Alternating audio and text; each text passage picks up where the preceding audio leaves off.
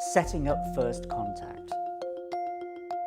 You have to understand when you start to approach a donor that they are bombarded with suggestions for projects on a daily basis.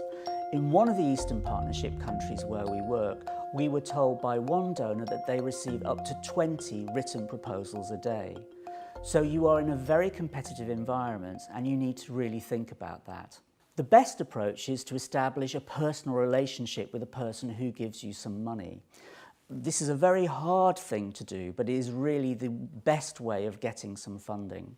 This will take several attempts. Don't expect to get money the first time you meet a person, but develop a relationship in a number of different ways. There is no magic bullet to how to get this funding, but there are several tips that I can give you. If you want to get funding from an organisation which is not based in your country, let's say in the United States, then the best way to do this is to actually use a liaison person, a person who actually is based in that country, who can set up meetings for you, who understands the donors in those countries. One way of getting funding is to organise a reconnaissance trip so that you go to a country and you meet with a variety of different donors over the period of several days. The problem with this strategy is that many donors discourage this. Therefore, don't send your fundraising specialist. Try to send someone who is the most senior person in your organisation. Maybe that's your director, but maybe it's either a patron or a trustee who is more famous internationally. An alternative option to this is to host an event in the country that you want to target. So this could be a round table or a press conference, or someone who's been affected by the issue that you want to take over to that particular country to meet with local journalists and donors. Increasingly, many donor organisations are having limited travel budgets. They're also doing many of their meetings online, so they don't get the opportunity, as they used to maybe 5 years ago, to travel and meet people. So by you bringing someone over from your country to talk to them about the issues after work or during a lunch break is really attractive to them, and it also boosts your organisation at the same time. The topic doesn't have to be about you. It could actually be about the person themselves telling their personal testimony, their personal story about the problems in that particular country. And of course, a cheaper version of that is to hold a live stream event in your own country with that same person, and not to travel there, but to promote the actual event online using maybe an international PR organisation, or with a person who's based in that country who knows people in the sector and who can actually promote the event themselves. You may also want to attend conferences that your donor is attending, maybe as a speaker.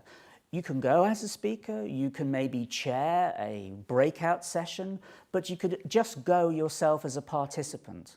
If you do that, then make sure that you're the first person in the question and answer session to actually stand up and ask a question. Everyone is grateful for that person, and actually that makes you more memorable. Once the session is over, take your card and go and speak to that person on the stage and introduce yourself. Ensure that you actually have a key message around what you would like to talk to that person about, and make it very short. Also, then add at the end, maybe we can talk or meet to discuss this a little bit further. And through that, you may, with chance, with luck, actually get your first meeting. If you don't, persevere and carry on doing this until you find someone within that donor organisation who says yes. One other option is to hire a person who can be your representative in some of the major capitals in other cities, so in Paris or in Brussels or in London or in Washington, who can actually attend these events for you and make these introductions and promote your organisation and try and make the links themselves. And finally, one other way is to actually join a European network. There are over 50 within the EU who are working in the area of culture and creativity, and I'm sure they'd be very interested to work with organisations in the Eastern Partnership area.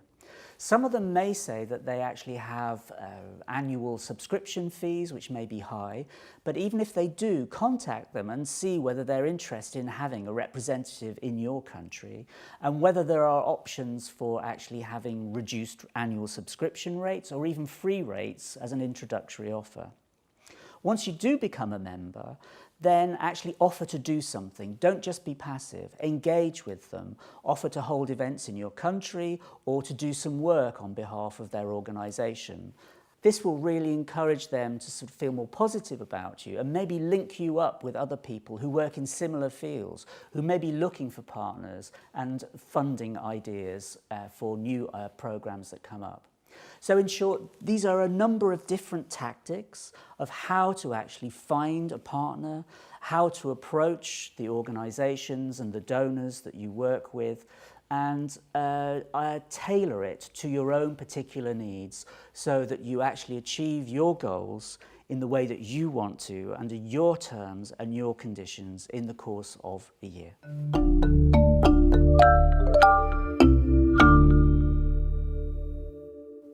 So I hope our short tour of a fundraising strategy has been helpful, and I wish you all the best success in your future endeavours. Thank you.